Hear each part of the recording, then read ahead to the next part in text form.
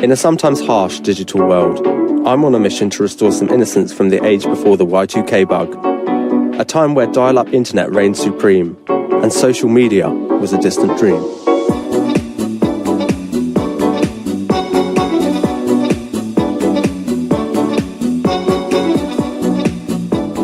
Hello, I'm Jack Chapman, and welcome to Bring It All Back, the ultimate 90s podcast, which takes a fun look at the era that brought us Travis, Art Attack, and Muppet Treasure Island.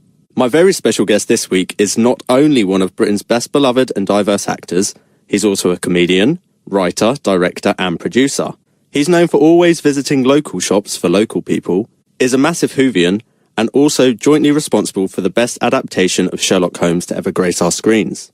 A very warm welcome to the magnificent Mark Gatiss. You may say all that again, that's very kind. So, Mark, where were you living throughout the 90s? Well, I must preface this to start with by saying I can't believe we're doing a podcast about the 90s, which, as far as I'm concerned, is the day before yesterday. Yeah.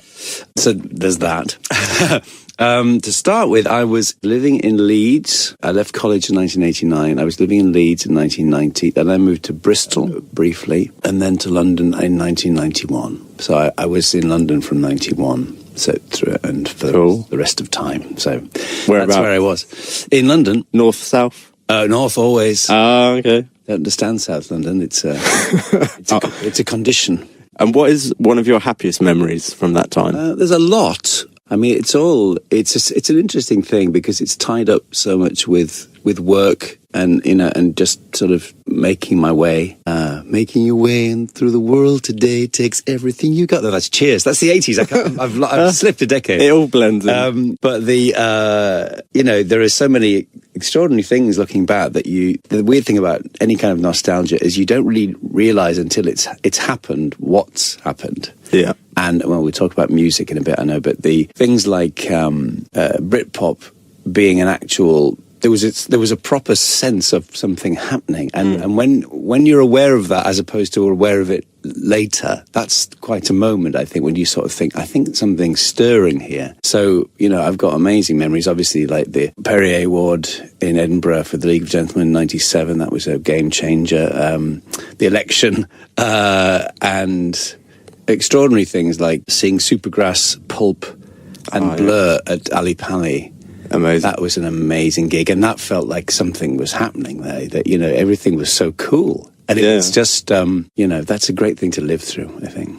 Did you get the opportunity to do much travelling? I was skinned and very much an out-of-work actor. I did my first TV job in 1992, and it was a show called Harry with Michael Elphick, who was in Boone. You may remember Boone. And a friend of mine once saw Michael Elphick in Panto. He was playing King Rat. And when he came on, he went, Boone.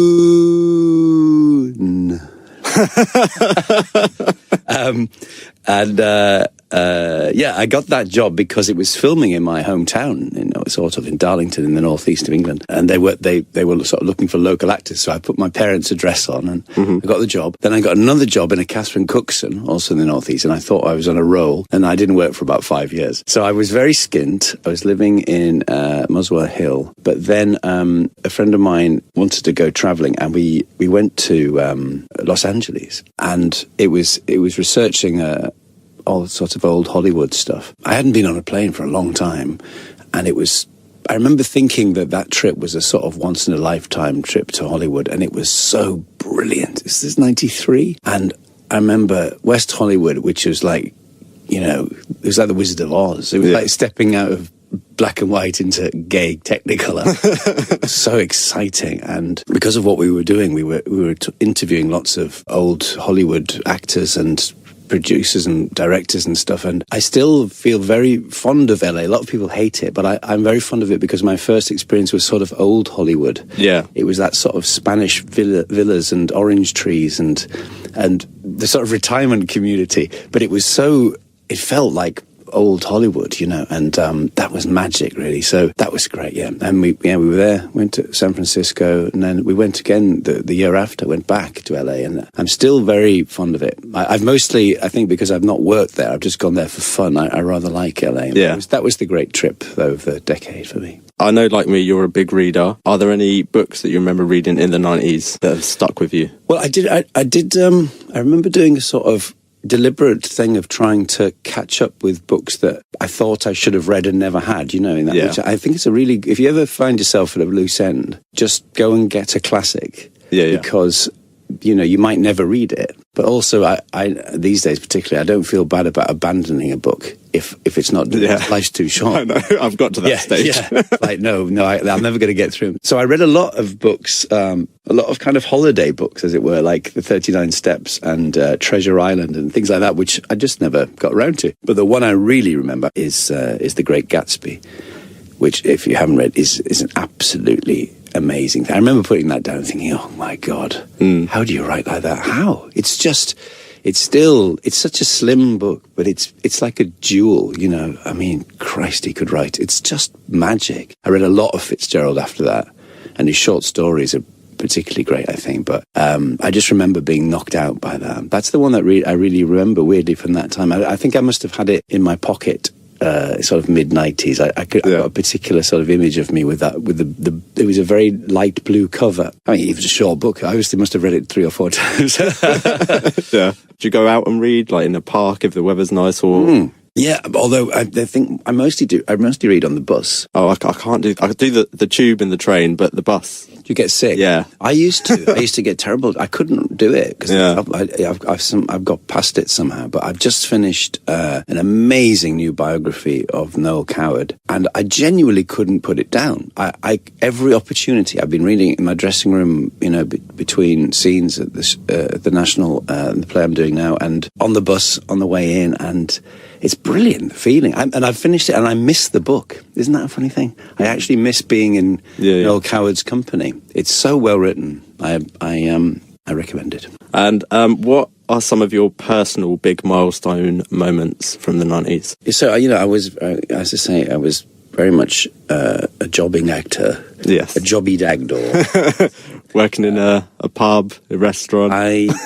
On the dole, working 9 to 5. Did some bits and bobs, really. Yeah. But, and then I did those TV jobs, and then nothing happened for ages. But Steve and Reese and Jeremy, who I met at Bretton Hall, my college, we started putting shows on the Fringe, and then we put the League of Gentlemen together, and we started gigging, and then we took it to Edinburgh by the skin of our teeth. We got this tiny room in the best venue, the Pleasance, as it was then, in Edinburgh, and everything changed. So, and then in '96 we did our first year, and we got Reeves and Mortimer's agent. We got a radio show, and everything changed. There are so many of those sort of sliding doors moments. I remember distinctly.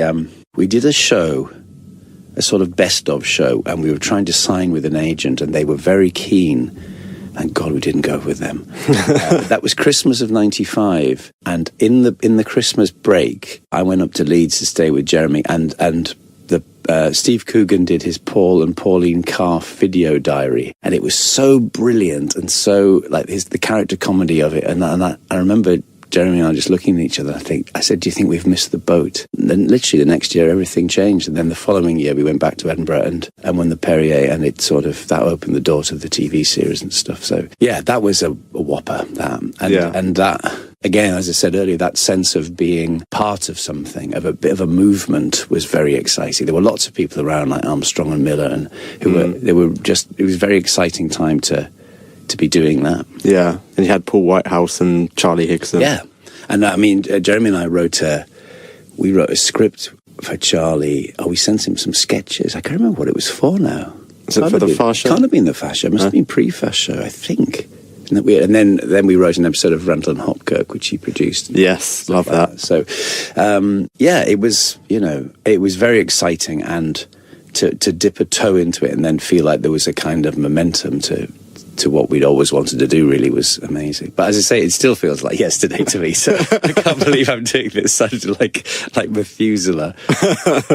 Was there any other career path that took your fancy? Or like me, were you always drawn to the arts? I very much was. When I was a kid, the only other thing I ever wanted to be was a paleontologist. Okay. But as Peter Cook used to say, I didn't have the Latin. I didn't have it. I was too dim. I mean, it was all... I love science. I still love science. Yeah. Especially popular science, the idea of it, the sort of James Burke principle of, or Brian Cox now, really, who's inherited that mantle of like, I love it. And I used to correspond with someone at the Natural History Museum. I used to send him fossils to identify. And when I got to about 14, I did seriously ask, what could I do? But I mean, all those things were beyond me, like A-level chemistry and stuff. Christ, I couldn't do O-level chemistry. I suppose there might be an alternative universe in which I'm sitting in a dusty museum somewhere wishing I was an actor. Yeah. So, but I'd always wanted to act and write. So it was that was really the only thing I had in my mind. Yeah, and like you said, towards the end of the 90s, League of Gentlemen was massive. How did that change your life? Well, we did the radio show, and then they had a very clever policy at the time, which it only lasted for a couple of years, but it was really clever. It was about trying to keep the same team together, because they used to do like a radio show, and then it would migrate to TV, or in fact, they'd lose it to ITV. That's what used to happen a lot. I remember this day where there was a lot of sort of secretive phone calls and stuff, and then it was fine, and then the show was a huge hit and everything. I only found out many, many years later, the then head of BBC Two, the controller of BBC Two, Mark Thompson, who I always thought was like the man who gave us our break, turned the show down 6 times. 6? Wow. And eventually he just gave in because our producer, Sarah Smith, just wouldn't let go. And he just, I think, for a quiet life. And he literally, I remember the quote I eventually heard was, "I do not want this thing. Why do you keep coming back to me?" And that was despite winning the Perrier and the Sony Silver Award and all kinds of things. So, again, a sliding doors moment. It hung by the skin of its teeth, and everything might have changed. But it was such an exciting time. And then because we're all huge comedy fans from our childhood, to be in a sketch group and then putting our version of the world onto the screen, and then people just loving it was amazing. I remember my brother-in-law, my late brother-in-law, who was called Dave, just say in bafflement at first that like the day after Papa Lazarou had appeared, like his friend just buzzed on his door and went, "Hello, Dave," and he didn't know what he was talking about because he hadn't seen it yet. So, Mark, this week's time capsule topic is The Avengers. Are you a fan of the classic show? Yes. Well, I've got a lot. I mean, this is all not very 90s, really, except for one bit, but that's interesting. But when I was a kid, the new Avengers was on. Oh, yeah. Joanna Lumley. Which I loved. Yes. But I was also... it's a bit like Doctor Who. I was very aware of what had gone before. Yeah. And so the strange thing now is that the gap between the Avengers and the new Avengers is nothing. I mean, it's what you wait for a James Bond film. That's like 6 years, but it was a very 70s thing.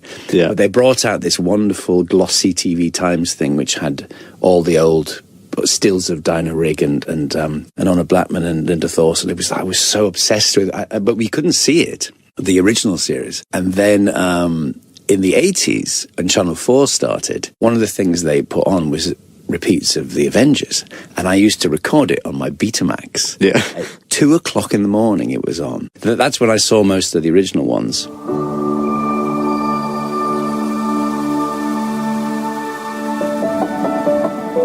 During the 90s, Channel 4 aired reruns of the hit 60s show The Avengers, and this is where my undying love for Patrick Macnee and Diana Rigg began. It is also one of my mum's favourite shows, and she firmly passed that baton on to me from an early age. Watching John Steed, the epitome of the English gentleman, and Emma Peel, his incredibly resourceful and sexy partner, really resonated with my creative side as a kid. Never has there been such a flawless and dynamic duo to grace our screens since. The show's premise is probably best described by a term that I only learnt recently, spy-fi. Spies and espionage with a dash of science fiction thrown into the mix. Steed and Mrs. Peel, extraordinary agents solving extraordinary crimes. If you've never watched The Avengers, you may, however, be familiar with the theme tune composed by the brilliant Laurie Johnson. It evokes such happy memories and is just so quintessentially British. The series also attracted some of the biggest guest stars of their day, with appearances from Arthur Lowe, Clive Dunn and John Laurie, all of Dad's Army fame, Charlotte Rampling, Brian Blessed and even Donald Sutherland. The Avengers is probably my ultimate comfort watch. I can't tell you the amount of times I've stuck on my favourite episode, The Joker, which sees Mrs. Peel lured to a remote mansion in Exmoor as a former enemy plots his revenge. It is an absolute masterclass in acting from Diana Rigg, and full of suspense, creepy characters, and an unnerving German love song, Meine Liebe, meine Rosa, which haunts Mrs. Peel as she wanders around the house trying to figure out who her unseen assailant is. The Avengers is just one of those really special programmes that will forever hold a place in my heart, and I'm sure many others like me. If you fancy giving it a watch, you can currently find the series available on BritBox. One of my favourites too. Did you know that it's a remake of an Honor Blackman episode? I did. Yeah. Is it Don't Look Behind You or something?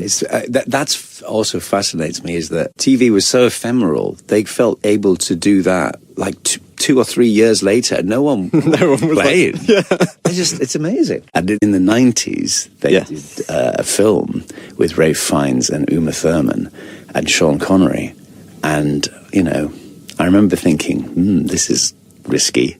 And so it proved, because it's one of the great turkeys of all time. Although I have to say, if there was no such thing as the Avengers, you would watch that and go, well, it's entertaining. And actually the idea is nice, but it's not Patrick Macnee or Diana Rigg, or it's just not right. No. But there are some clever bits in it. I remember Connery, it was that and The League of Extraordinary Gentlemen were the two films that made him retire. He just had enough. But I remember he plays Sir August de Winter, and he goes, the weather is no longer in God's hands.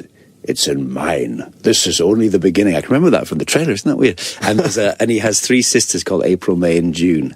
And the actual premise of it is very Avengers. But it's just not the same, is it? You know, It was a famous disaster. I think people were totally baffled by it. You know, and I'm sure now there's lots of Marvel fans who find it on a streamer. What the hell's this? Yeah, I obviously watched the classic series, and then was mega excited to hear there was a film. And even at that younger age, I was like, yeah, this is not good. But I think Patrick Macnee was a voice. He was. Yeah. So he was involved. He's called Invisible Jones. Why do I remember this? I remember more about this film than anything else in the world. You're a big fan, really, aren't you? I watch it every night. Isn't that weird? Yes, he was also there, weirdly. Here's a very 90s thing. He was in an Oasis video. Yes, Don't Look Back in Anger. And in a very... They were obviously fans, I suppose. I mean, he's not quite Steed at what but they were obviously embracing something, weren't they? Yeah. You know? So let's talk role models and crushes. Is there anyone who truly inspired you to pursue a creative career? At this time, I would say it's very much Stephen Fry. I wrote to Stephen Fry asking him for some money for a play I was trying to put on, and he wrote back. And I've always felt that I've always tried to sort of follow that model in terms of like helping people out if you can. I mean, he didn't send me any money, but he sent me a lovely letter. And I remember thinking what he was doing, the sort of combination of things, and obviously, you know, being in Blackadder and then writing fantastic books. He wrote a brilliant book called Paperweight, which was a collection of his columns from The Listener, which is a long gone magazine. But I love that. And I love, you know, I mean, my early heroes were Alan Bennett and Ronnie Barker and Leonard Rossiter and people like that. But for this period, I thought Stephen sort of exemplified the kind of Renaissance man, that he was doing everything, and I found it very exciting to watch. So yeah, definitely, I would say. And, you know, and I know him now, which is amazing. Yeah. Was there a TV show or film that you watched just because you fancied one of the actors? Not quite, but it made a big difference. The biggest show of the 90s for me was Twin Peaks. Oh, yeah. Which I absolutely adored. And there was such a momentum to that season. They get it wrong, really. Basically, they don't tell you who killed Laura Palmer until the beginning of the second season. It's sort of not right, but there's a run of early ones. Everyone I knew was watching. We were all obsessed, and that sort of group thing is lovely, isn't it? It's sort of water cooler thing when you feel like a bit like Succession. The moment people go, don't tell me. But the biggest draw, of course, was Dana Ashbrook, who played Bobby, who is the most beautiful man who's ever lived. And I didn't just watch it for him, but it made a big difference when he came on the screen. And weirdly, here's a strange memory. I was in Vancouver in 1996 when they were making the Doctor Who TV movie. Oh, yes. And I interviewed Daphne Ashbrook. And only halfway through the interview, she said, well, my brother Dana is in act. And I went, what? I went, oh, my God. I said, can you tell him from me that I love him? I've seen him a picture recently. He's very well. He's a silver fox now, isn't he? Oh yeah, yeah. But oh my God, I had a picture like above my desk, a picture on my wall of him from Vin Mag in Wardour Street, which is now gone, where everyone used to get pictures of Dinah Rigg and stuff like that. There were all these glossy 10x8s of old TV stars and stuff. That's where I got my picture of Dana Ashbrook. Do you still have it? So yes, I do, somewhere in the loft. Definitely. I've got boxes and boxes of stuff which I haven't decanted, and I know roughly what's in them. Okay. Or indeed who's in them. Yes. So would Dana be your ultimate 90s pin-up? Yes, definitely. Definitely. The other one I was completely obsessed with was David McCalmont of McCalmont and Butler, my favourite 90s song, which is Yes. And I was obsessed with him. There was something about, I just love that album, and I love that. I played it to death, and I love that song particularly. It's so properly celebratory.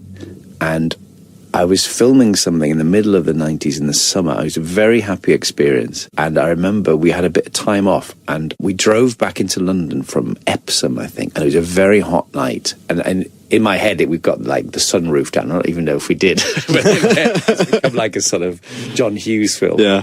Boys of Summer playing. And I remember this. We drove past the back of John Lewis, and I saw David McCalmont for the first time, and I stood up in the car and shouted, David, I love you. He was wearing a green suit. He looked amazing. He just sort of looked round and waved absolutely at this noise. But I've met him a few times. I don't know if I've ever told him that, but it's a particular thing. I thought he was just gorgeous and so talented. Cool. And we touched on this briefly before. I was going to ask how the dating scene was in the 90s, but obviously towards the end of the 90s you found your soulmate. I did. I mean, before that, it was a very different world, obviously. I used to go out a lot. I used to go to Pop Stars as my sort of clubbing time, as limited as it was. I've led a very sheltered life. Okay. Not like nowadays with mighty hooplas, but I used to like going to Pop Stars. I loved the music. It was just, again, it just felt like a moment, and it was a great place to go. But I did used to go out, on the hunt all the time, slightly obsessively. But it was different. You met people in bars, and there were no apps of any kind in that way until I met my future husband on the laughingly titled gay.com, because it was very frowned upon in those days. If people resorted to online, it was slightly desperate. We didn't tell our families for years because it was like we said we met at a party. It's sort of true. But I mean, it's completely different now. And I often think it's not like everything has got better. It's just different. People, there's a lot more choice, but that can also create its own problems. Indeed. But too much accessibility. But now, if you were to say to someone, you can try and meet someone you actually have a proper connection with, or you can randomly meet someone in a bar, they go, why would you want to do that? But there was no alternative, So we met in 1999, in fact, and that was that. So let's talk music. You come across as a very cultured man, Mark. That's nonsense. So what kind of music were you listening to? I know you said you went to... it was Blur, Supergrass and Pulp. That was the best gig of the 90s. Yeah. That's a legendary gig, that. It was, they gave out bingo cards. I remember that. I've still got that bingo card from Ali Pali. I saw Blur a couple of times, but yes, I loved all that time. The Britpop stuff, yeah. And I was very much in the Blur camp. I remember seeing Blur in the Coach and Horses in Soho when they did their album Modern Life is Rubbish. That's before Park Life, and they all had mod suits on and DMs, and that's Dr. Martens, not direct messages. And they were ahead of the time. They looked so cool and so sexy. Oh my God, Alex James, he's another one. My God, I'd lost my heart to him. It was just great. It was just such an exciting time. And also we had one of my happiest memories. I lived with some old friends in a flat in Arsenal opposite Highbury Stadium, the original one. We were very lucky. It was a bit like Friends in that we found this big flat, and it wasn't ludicrously expensive. It was sort of sprawling. It was above a betting shop in Gillespie Road. Next door was an old lady called Anna who had a gallery, and I can't remember the connection, but Damon Albarn's sister was something to do with it, or she exhibited there. And one night, about 1994, I think Damon's sister had an exhibition, and he came, and it was like being at a party in 1966 when you see Mick Jagger across the room. It felt like we were part of it, you know. I was very excited. Where did you typically buy your music from? Tower Records. Ah, okay. Long gone. I mean, it was one of those places you would just spend hours looking at videos and browsing for CDs and stuff. But it was a mecca. But HMV's coming back, isn't it? Yeah, I did see that. And so's Toys R Us. Is it? Yeah.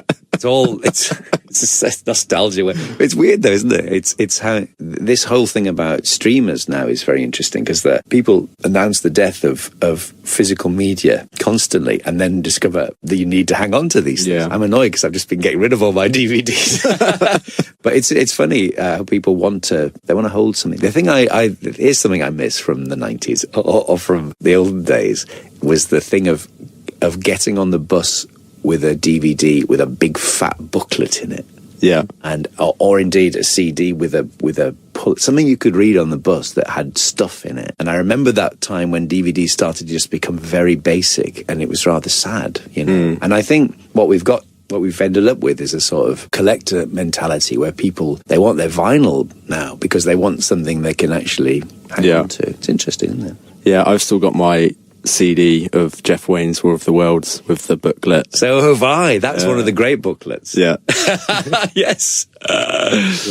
So I know we've both said previously the 90s only feels like yesterday. If you could time travel back and speak to younger Mark, is there any wisdom you'd like to impart to him? Not that I could broadcast. Okay. I've done a few things like this, like letter to your 16-year-old self and all that sort of stuff. But I feel very blessed and very, very lucky to have some of those turning points went the right way for me. And, so it was a very, very happy time, very happy decade. And I was in sort of preparation for this, I was jotting down a few things and actually landmark years. And it's only when you do that you realise that there was a run of very exciting stuff. And I always think about that weird thing of how distinctly you can think of a year. And as you'll discover, the older you get, the more they blur.